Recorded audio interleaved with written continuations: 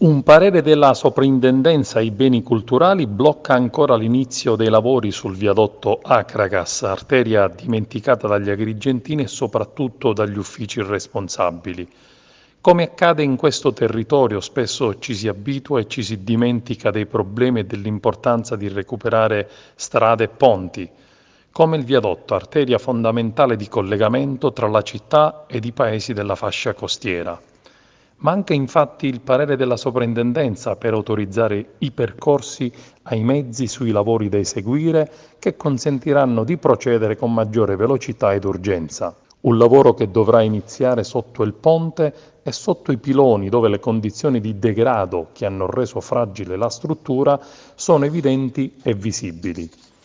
Da fonti ANAS spiegano che il parere sarà pronto entro qualche settimana e poi si procederà immediatamente all'inizio dei lavori.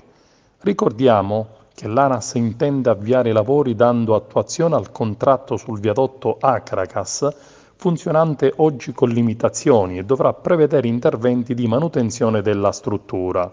L'importo complessivo del finanziamento ammonta a circa 30 milioni di euro sul percorso dei pochi chilometri progettati dall'ingegnere Morandi.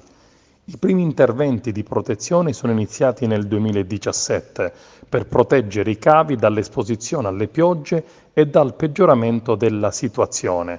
Questi interventi hanno reso possibile l'accesso e la riapertura parziale del viadotto che collega parte della città con la zona dello stadio, anche se sono rimaste le limitazioni di carico ed il divieto di marcia sull'intero passaggio.